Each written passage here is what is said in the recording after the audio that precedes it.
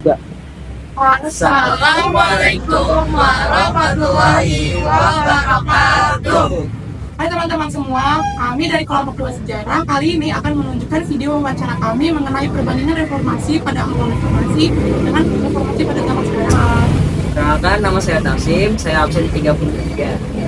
Perkenalkan, nama saya Nekvira Teresa dari absen 23. Perkenalkan, nama saya Nadila Kifa dari absen 19. Perkenalkan, nama saya Muhammad Kantona, absen 14. Perkenalkan, saya Putra Setiawan dari absen 5.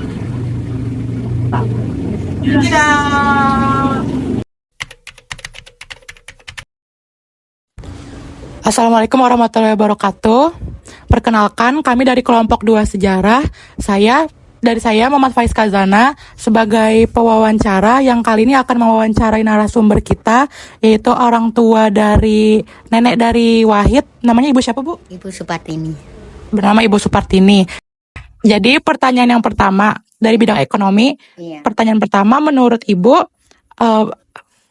apa perubahan signifikan yang terjadi di masa awal reformasi ketika tahun 98, sekitar masa Soeharto dan B.J. Habibie, dan dengan masa sekarang, masa Prabowo, Bu?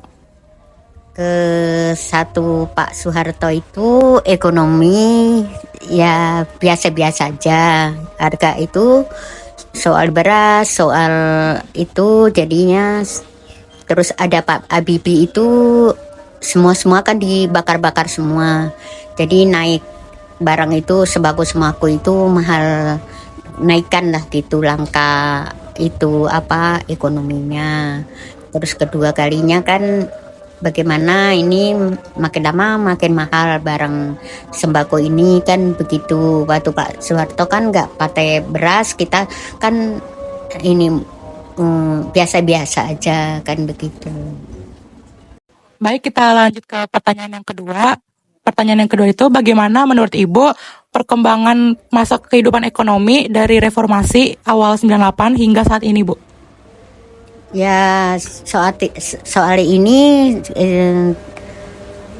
enakan soal yang dulu-dulu kalau bagi saya. Kalau sekarang kan anak-anak muda itu usahanya susah.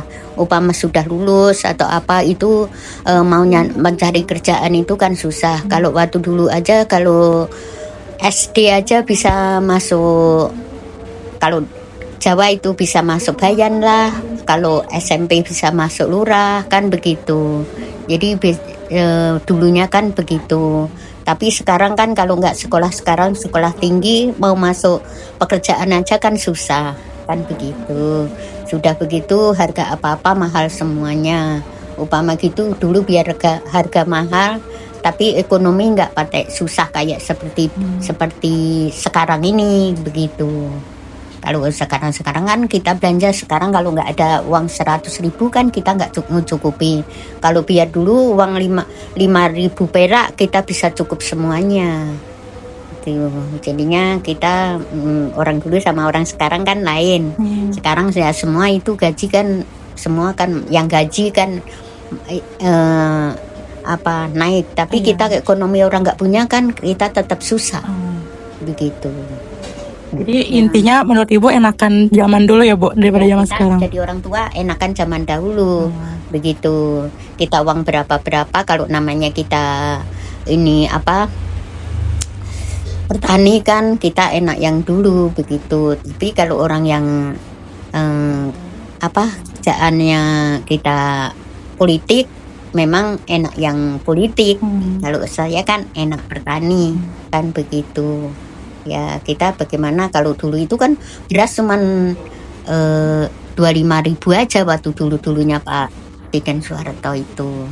Kan sekarang kan udah ningkatnya kan berapa lipat, tapi kita nyari duit makin lama makin susah. Usaha kan makin lama makin susah juga. Mau jualan lah, mau apa, nggak seperti dulu begitu. Baik, terima kasih ya, Bu. Baik, kita lanjut ke pertanyaan yang ketiga ya, Bu. Menurut Ibu, pada masa itu keadaan ekonomi Indonesia itu bisa dibilang kritis nggak, Bu? maksudnya krisis tuh sedang dalam masa yang sedang tidak bagus. Jadi semua orang tuh lagi ada masalah ekonomi gitu, Bu. Menurut Ibu bagaimana? Maksud kita itu, kita dulu juga sama Pak Presiden Soeharto juga nggak ada bantuan apapun, tidak ada bantuan. Semua itu pakai pajak semua waktu Pak Presiden Soeharto itu. Tapi kita petani itu kita biasa-biasa aja, apa adanya. Anak-anak itu ada kesabarannya, ada kesadarannya, kan begitu, nggak seperti anak sekarang, kan begitu. Kalau anak sekarang, kalau nggak ada, nggak ada duit, kan pasti pagi minta ongkos sama orang tua. Kalau kita dulu nggak ada ongkos, nggak ada sarapan pagi, nggak pernah minta sama orang tua, apa adanya. Kan sekarang kan anak sekarang kan modelnya pagi-pagi sarapan, terus minta ongkos lah, minta ini. Waktu dulu nggak ada begitu, berangkat sekolah begitu aja. Tapi ibu karena ekonominya orang tua saya nggak punya, ya kita mandi berangkat sekolah begitu aja. Jadi nggak minta kita, mak lapar atau bagaimana, nggak pernah. Pulang jam setengah 12, jam 12 begitu aja.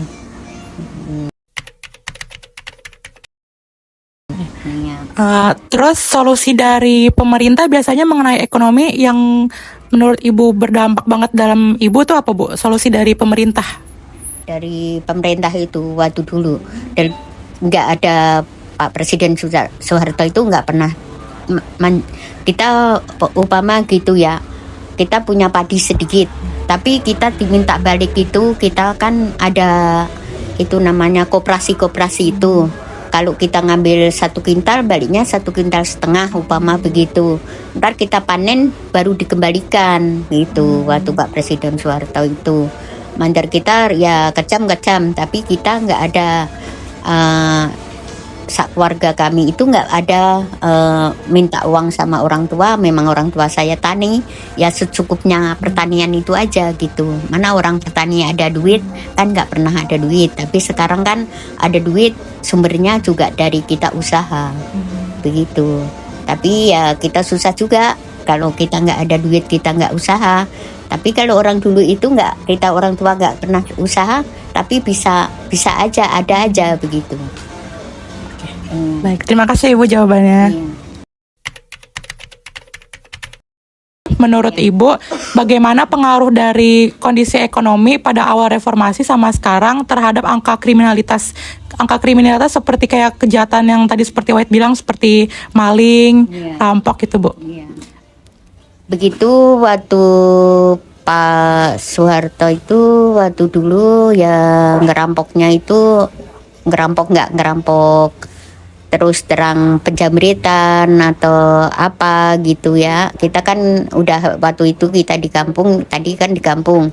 Ini kita di Jakarta ini waktu dulu itu masih Pak Presiden Soeharto itu memangnya orang itu make atau ini apa kelihatan bawa uang atau apa gitu, jadinya langsung ditarik. Kalau nggak mau ditarik kan dimatikan, kan begitu. Terus sudah begitu kan suka orang itu banyak anak-anak muda sebelumnya Pak Presiden Soeharto, Ibu Megawati itu waktu dulunya kan banyak yang dimatiin, banyak yang ditembak itu kan. Jadinya terus keamannya itu sebenarnya itu waktu Ibu Megawati jadi presiden sebentar itu dibakar-bakar itu, terus orang penjahat ini terus tak ada. Tapi sekarang ini ada lagi begitu pencurian lah, inilah gitu. Tapi waktu sebentar kemarin Pak Jokowi kan nggak pakai itu apa itu rada bagusan dipimpin sama Pak Jokowi itu. Angkanya lumayan menurun ya, Bu? Iya, tapi kalau sekarang kan ekonominya kan nggak seperti normal kemarin, kayaknya seperti ini rada-rada banyak jambret-jambretan lah, itu penjahat gitu, seperti modelnya kemarin sebelumnya Pak Presiden Soeharto mau turun itu begitu. Waktu dulu kan sedikit-sedikit ditembak, waktu sedikit-sedikit kan kalau orang belanja, orang apa pasar induk itu kan suka dimatikan begitu. Tapi kan sekarang kan cuman yang gampang apa HP atau dompet main tarik gitu aja. Itu Ya begitulah sekarang anak-anak muda kan sekarang banyakan yang nggak pada kerja. Jadi banyakan sekarang kan banyakan itulah sagu-sagu apa-apa. Jadi dia stres nggak bisa kerja itu jadi kan dia malah pada merajalela itu. Ya begitulah ketahuan saya itu orang jahat-jahat sekarang itu nggak seperti dulu. Jangan kita itu anak-anak sekarang jangan seperti orang dulu. Jangan sampai kita minum-minum kayak orang dulu.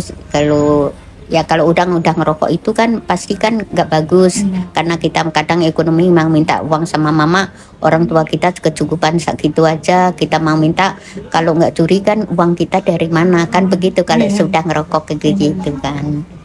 Jadi kita takut-takut anak-anak sekarang itu yang udah seperti orang dulu-dulu begitu. Kalau dulu mau orang jalan aja kita mau jalan yang sepi orang dulu takut karena apa kita dijambret lah di jalan dijaga di jalan begitu waktu sini Soeharto itu juga gitu. Baik Bu. Baik Ibu, tadi kan kita udah tanyain seputar tentang ekonomi pada masa reformasi ya. Nah kali ini tuh kita akan masuk ke bagian infrastruktur, tapi sebelum itu izinkan saya sebagai pewawancara untuk memperkenalkan diri. Nama saya Nesya dan izinkan saya untuk bertanya ulang kepada nama Ibu. Ibu Supartini. Oke, baik Ibu Supartini, saudara Ibu siap untuk saya tanyakan pertanyaan pertama? Baik Ibu, kita lanjut ke pertanyaan pertama. Yang pertama ini, apakah Ibu secara sadar merasakan perkembangan infrastruktur dari masa ke masa? Itu contohnya kayak Ibu tuh merasakan gak ada perubahan gitu dari awal reformasi yang tahun 98 sampai saat ini gitu. Ya kita waktu dulu sekarang kan ada mobil kan bagus-bagus, ada angkut lah, ada apa dulu itu angkut cuman oplet aja, tapi kita kita pergi ke sana-sana itu atau ke mana-mana kan jauh kan sekarang juga udah ada bis juga enak juga, tapi kita ekonomi sekarang sama ekonomi dulu itu kayaknya itu enak yang udah begitu, yang naik oplet itu tapi kan nggak mahal, tapi kita kan perginya nggak jauh-jauh. Kalau naik bis itu Jakarta sampai Jawa itu kan paling-paling cuman atau 80 atau 90 kalau pas naik. Sekarang kan sampai ratusan, kalau nggak 400.000 kita nggak bisa pulang ke Jawa.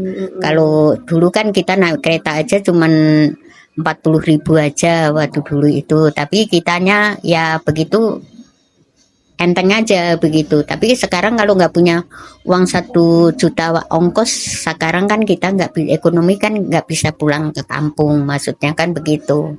Jadi mencari duitnya makin lama makin susah, begitulah. Oh jadi sebenarnya Ibu tuh ngerasain gitu ada perubahan, cuman semakin naik gitu mahal ya, semakin mahal. Oke baik Ibu, lanjut ke pertanyaan 2 ya Bu. Baik Ibu, kita lanjut ke pertanyaan kedua. Yang pertanyaan kedua ini lebih ke arah teknologi ya. Jadi bagaimana perkembangan teknologi bagi Ibu memengaruhi perkembangan infrastruktur di era reformasi Indonesia? Dulu itu kan pakai pos, itu mau kirim barang, mau kirim apa harus pakai pos. Tapi sekarang itu kan semua pakai HP atau pakai kirim cepat. Memang enaknya begitu, tapi waktu dulu itu kan kita nggak ada kirim-kirim barang ke jauh atau bagaimana kan begitu kan nggak ada. Sekarang mungkin modelnya model HP, jadi saya dulu modelnya model telepon aja dari kampung itu. Kalau telepon itu kalau nggak pakai itu apa duit sampai 40.000 30.000, kalau jauh kan kita sampai jam-jaman kan nggak bisa nyampe begitu. Sekarang ya enaknya itu ada HP, ada mobil cepat, ada kita kemana aja ada cepat, tapi uangnya itu yang susah, kita uangnya mau kemana-mana itu susah begitu. Jadi kita ekonominya itu kalau kita jadi orang tua enak yang dulu-dulu begitu. Tapi Ibu merasa lebih mudah nggak sejak adanya HP di era sekarang daripada yang dulu surat menyurat? Surat menyurat mudah mudah enaknya sekarang, karena sekarang kita ada HP jadi cepat gitu. Kalau dulu kan ada pos kan 3 hari 2 hari baru sampai, kita ada apa-apa juga sulit juga waktu dulunya itu. Ada HP kedua kalinya kan pakai HP seperti sapam-sapam itu, nggak model sekarang, jadi tambah lama tambah bagus ada HP, tapi kita ekonominya tambah lama tambah sekarang susah, nggak seperti dulu begitu. Kalau kita mau pinjam HP orang itu waktu dulu masih ada halo-halo itu kan kitanya nggak semua punya begitu. Sekarang kan anak kecil besar pegangannya kan HP kan begitu. Ya begitulah sekarang modelnya, model susahnya tahu kemasukan HP atau bagaimana saya nggak tahu. Tahunya kita kan jadi orang tua kan ekonominya kurang lah begitu. Ya. Jadi itu tetap merasakan ada dampak positifnya gitu ya dari adanya HP. Baik Ibu, kita lanjut ke pertanyaan ketiga. Iya. Pertanyaan ketiga itu, bagaimana peran Ibu dalam pembangunan infrastruktur di era reformasi? Ya begitulah, waktu dulu itu semua ada pajaknya. Tapi saya tahunya sudah besar, sudah dewasa. Tapi orang tua saya itu dulu kita punya kebun pajak, punya ini apa itu radio saya pajak, punya lembu kita pajak. Tapi sekarang ini sejak ada Ibu Megawati atau Pak Habibie itu terus pajaknya itu terus hilangkan. Tapi dulu udah begitu ya enaknya sekarang lah ada nggak dicari ke rumah, ada kita punya TV, punya apa, tak ada pajaknya, punya motor kalau kita ada SIM-nya, ada apa, kita kan tinggal kantor polisi. Waktu dulu sepeda aja nggak ada plombirnya aja kita ditangkap di jalan itu. Jadi harus kita ada plombirnya, ada di jalan itu juga ada cegatan plombir di jalan itu, namanya plombir itu sepeda itu ada mereknya depannya itu yang merah itu. Sekarang kan kita anak-anak sekarang kan mau pakai sepeda lah, mau pakai motor nggak ada SIM-nya, nggak ada apa, turun jalan kan nggak ada penyekatan. Kalau waktu dulu jalan kecil aja kita tetap dicegat di jalan karena apa, nggak ada ini apa plombirnya. Itu dulu kalau sepeda itu plombirnya yang bawah itu kan ada niumnya yang plangnya di bawahnya itu. Terus atasnya itu ada tempelannya mereknya atau apa itu, kalau nggak ada kita tetap aja kita ditangkap begitu dulunya. Tapi kita juga dulu kan ada pemerintah apa namanya gitu cegat-cegat di jalan itu angsip atau apa di jalan begitu kalau kita bawa sepeda begitu. Waktu kecilnya waktu musim-musim masih remaja saya lah begitu. Kalau jangan bawa sepeda, ntar di apa nggak ada plombirnya, ntar dicegat di jalan gitu. Oh, jadi kalau zaman dulu itu bawa sepeda juga tetap dicegat. Iya. Oh, jadi Ibu tuh merasakan perubahannya itu kalau misalnya sekarang tidak terlalu seketat dulu. Iya. Oh. Baik Ibu, terima kasih atas pertanyaan ketiga. Kita lanjut ke pertanyaan keempat ya Bu. Iya. Baik Ibu, kita lanjut ke pertanyaan keempat. Pertanyaan keempat itu, menurut Ibu seberapakah pentingnya perkembangan infrastruktur terutama di era reformasi? Iya. Sekarang begini, anak-anak sekarang dulu tidak ada jembatan, sekarang ada, dulu kan kali. Jadi kita kalau ada kalinya banjir itu kita kan tunggu ke kalinya surut dulu. Surut dulu kita ntar baru nyebrang ke mau melangkah jalan itu. Tapi sekarang kan enaknya kan begitu anak-anak sekarang. Jadi kitanya itu waktu dulu itu suka kalau mau undangan mau apa begitu kita sekarang ada jembatan kita bisa nyebrang ke jembatan. Terus kedua kalinya kalau ada kepentingan mendadak atau apa, jadinya kita bisa telepon anak, bisa telepon saudara cepat dan begitu. Seperti tadi ada jembatan, ada mobil kita bisa lewat kan begitu. Sekarang ada ini apa mobil pribadi, bisa ngangkut saya, bisa kemana aja. Kita kan bisa sekarang enaknya begitu. Waktu dulu mau nyari ojek aja susah kalau nggak naik andong itu atau naik dokar itu kan waktu dulu kan begitu. Umpama iya nggak ada ojek-ojek, terus modelnya sebentar ada ojek. Sekarang ada mobil lagi, ada bis itu jurusan kemana-mana bisa mengantar begitu. Jadi enaknya begitulah. Jadi menurut Ibu nih perkembangan infrastruktur itu sangat penting ya karena Ibu jadi lebih mudah ke sana ke sini, terus Ibu dapat melewati jembatan dengan mudah. Terus Ibu kalau misalnya mau menghubungi cucu, anak jadi lebih mudah ya, Bu. Iya. Baik, Ibu, jawabannya sangat bagus. Kita lanjut ke pertanyaan terakhir. Apa tuh? Baik, Ibu, kita lanjut ke pertanyaan yang kelima. Ini masih tentang seputar infrastruktur. Iya. Jadi pertanyaan itu, apa dampak perkembangan infrastruktur terhadap Ibu? Apakah berdampak baik atau berdampak buruk? Ya kita baiknya itu ya ekonominya kayak kalau kita usaha ya biasa-biasa aja, baik juga karena apa penting kita kan usaha. Kalau kita nggak usaha kan kita soal duit, soal apa biaya anak-anak itu kan kita biaya ya kitanya kan dibantu sama pemerintah juga, terima kasih sama pemerintah. Tapi kan kita yang buat hari-hari ini kan kita susah begitu. Susahnya apa? Kalau kita gaji umpamanya 3 juta, kita ekonominya buat bayar rumah, buat apa kan masih kurang. Tapi kita cuman makan gaji kan ya pendapatannya kan segitu begitu. Kalau nggak kita nyari lain kan kasihan yang mencari duit. Kalau ibu kan adanya kan di rumah jaga cucu, jaga anak begitu. Jadi Ibu nih selama perkembangan infrastruktur kayak sama aja gitu ya, ada baiknya, ada buruknya juga. Jadi sama aja gitu ya. Jadi selesai sudah sesi wawancara yang dilakukan oleh saya dan saudara Nesya. Terima kasih kepada Ibu Supartini yang sudah menyempatkan waktunya untuk dapat kami wawancarai.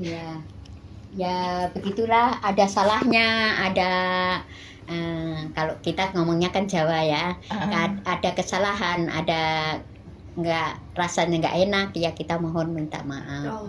Aman. Baik, terima kasih Ibu sekali lagi sudah meluangkan waktunya. Selesai sudah kita melakukan wawancara dalam bidang ekonomi dan infrastruktur. Selanjutnya kami akan lanjut ke dalam bidang lain. Terima kasih semuanya. Terima kasih Ibu.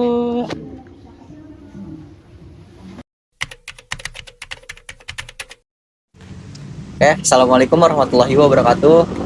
Kembali lagi dengan kita kelompok 2 yang diwakili pada pertanyaan mengenai masa reformasi dalam bidang sosial. Kali ini saya bernama Davin Putra Setiawan bersama ibunda dari Ahmad Rehan Wahid yang bernama siapa Ibu? Ibu Susi. Baik. Oke, buat pertanyaan pertama mungkin saya bakal nanya, menurut Ibu itu gimana sih terjadi perubahan signifikan nggak sih di masa reformasi sama pasca reformasi seperti sekarang ini? Perubahannya banyak. Kalau perubahan tentang bangunan, ekonomi dan lain-lain tuh macam-macam ya. Kalau masalah ekonomi, kalau sekarang makin sulit. Semua barang-barang mahal. Kalau dulu lebih murah lah. Nah, kalau tentang apalagi tadi? Kalau kehidupan masyarakatnya gimana? Kehidupan masyarakatnya. Dulu rakyatnya itu gak sebanyak ini. Sekarang lebih banyak lagi. Dulu lebih ke pasar cuma jaraknya jauh banget. Sekarang lebih dekat. Oke, kita lanjut ke pertanyaan kedua ya Ibu. Menurut Ibu itu bagaimana sih peran generasi muda zaman sekarang itu dalam melanjutkan semangat reformasi? Perannya kalau aku pengennya sih anak-anak muda sekarang jangan tawuran. Lebih membantu orang-orang susah, gotong royong, saling membantu, jangan tawuran, demo-demo nggak ada manfaatnya, ya kan? Malah ntar jadinya kecelakaan, orang tua di rumah malah makin itu sedih. Intinya perbanyak sikap-sikap positif ya. Saling membantu, biarpun sedikit-sedikit ya kan, kita membantu teman, saudara, tetangga, itu lebih manfaat daripada tawuran ya kan. nggak ada manfaatnya, bonyok. Ya. Oke. Oke, kita lanjut pertanyaan ketiga, Tante. Kira-kira isu sosial apa aja sih yang Ibu masih rasakan sampai saat ini yang menjadi tantangan besar buat mungkin kita sebagai masyarakat? Nah, kalau isu sosial tuh keadilan ya, yang intinya keadilan. Kalau orang rakyat kecil tuh buat keadilan tuh susah nyari keadilan. Nggak ada uang nggak bakal dijalanin. Makanya nanti anak-anak muda sekarang lebih membela rakyat kecil, jangan yang beruang dibela, rakyat kecil mah ada sia-sia. Oke, kita lanjut ke pertanyaan keempat ya, Bu. Menurut Ibu, apakah ada perubahan dalam hal pekerjaan dan kesejahteraan sosial bagi masyarakat setelah pasca reformasi itu? Malah berkurang ya. Lahan pekerjaan berkurang, warganya makin banyak, pekerjaannya makin sedikit gitu. Sekarang apalagi banyak yang udah mau lulus tapi kerjaannya nggak ada. Kuliah tinggi di sini nggak ada kerjaannya, makanya harus semangat lagi. Ya. Oke. Oke, kita lanjut ke pertanyaan terakhir. Itu yang dimana apa sih harapan Ibu terhadap masa depan reformasi dalam sosial ini untuk Indonesia? Kalau buat masa depannya lebih baik lagi, lebih pedulin buat anak-anak, masa depannya udah gitu buat pemerintah juga harus ngertiin yang di bawah, jangan lihatnya cuma kalangan atas doang, kalangan bawah nggak pernah dilihat. Yuk. Oke, sekarang kita lanjut ke bidang politik bersama saya Nadia Latifah dan Ibu Susi. Oke, Ibu, sekarang ke pertanyaan pertama. Itu apakah tingkat keterbukaan pemerintah sekarang lebih baik dibandingkan masa Ibu? Oh, kalau buat pemerintah sekarang lebih baik ya. Karena dulu sekolahan masih bayar uang gedung, masih bayar semuanya. Sekarang lebih baik. Sekarang negeri itu udah nggak bayar, ditambah lagi ada KJP, PIP dan lain-lain. Lebih meningkatkan lah. Lanjut ke pertanyaan 2 ya, Ibu. Ya. Bagaimana menurut Ibu reformasi politik bisa memastikan pemilu berjalan dengan adil dan bebas tanpa adanya manipulasi? Ya. Kalau buat pemilu sekarang itu lebih baik ya, karena pemilu sekarang itu nggak ada demo-demo kayak dulu tuh masih ada demo, masih ada kita pawai sampai berpuluh-puluh sampai bikin macet. Sekarang udah nggak ada dan lebih bagus sekarang. Lanjut ke pertanyaan ketiga ya, Ibu. Apakah menurut Ibu reformasi politik berhasil memenahan tingkat korupsi di pemerintahan? Kalau buat korupsi ya, kalau dulu itu buat pemerintahan kurang tegas. Jadi nggak ketahuan nih yang korupsi mana, tapi sih banyak yang korupsi. Kalau sekarang ketahuan banyak yang korupsi sampai 271 triliun, di penjaranya sebentar doang. Skala dong sama yang di penjara maling ayam. Lanjut ke pertanyaan keempat, apakah sistem pemilu sekarang sudah mencerminkan kehendak rakyat menurut Ibu? Buat pemilu sekarang lebih bagus kehendak diri sendiri ya, karena pemimpinnya sekarang udah menjelaskan misi-visinya, semuanya udah dijelaskan dengan baik. Jadi kita sebagai rakyat bisa memilih yang baik. Yuk. Nah, ini pertanyaan kelima. Apa pendapat Ibu tentang dampak reformasi politik di Indonesia sejak 1998? Dampaknya ada positif dan ada negatifnya. Kalau positifnya lebih membaik ya kan. Kalau negatifnya jadi banyak yang meninggal, banyak yang rusak karena pembakaran dan lain-lain. Jadi sekarang lebih maju lagi. Dampak positifnya lebih maju lagi gitu, lebih makin sukses lah Indonesianya.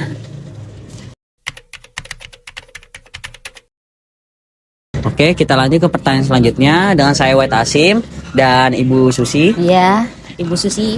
Oke, untuk pertanyaan selanjutnya, menurut Ibu bagaimana perkembangan sistem kurikulum Indonesia saat ini? Untuk kurikulum sekarang P5 itu bikin beban orang tua ya. Kenapa bikin beban?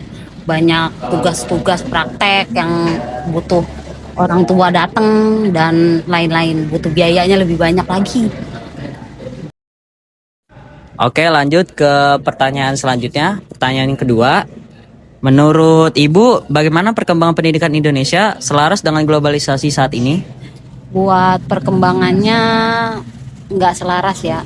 Kalau dulu lebih gurunya lebih mementingkan anaknya kayak dari nol memulainya. Tapi sekarang nggak. Kalau sekarang ada TK, ada PAUD, malah SD sekarang itu ada yang kebanyakan nggak bisa baca, ya kan? Iya. Makin pendidikannya tuh makin sulit sekarang. Pelajarannya juga makin susah. Ya. Oke, lanjut ke pertanyaan ketiga. Menurut Ibu, apa tantangan dunia pendidikan saat ini dan apa solusi yang bisa dilakukan masyarakat? Buat pendidikan saat ini itu lebih bagus. Cuma anak-anaknya terlalu banyak pelajaran yang masuk, bukannya masuk ke otak malah makin banyak beban pikiran. Jadi tiap hari pagi, siang, malam belajar, belum menentukan tuh anak itu masuk ke otaknya atau enggak. Lebih banyak tugas-tugas yang bikin anak-anak nggak paham kalau itu tuh bikin perkembangan anak lebih bagus, malah bikin stres ya.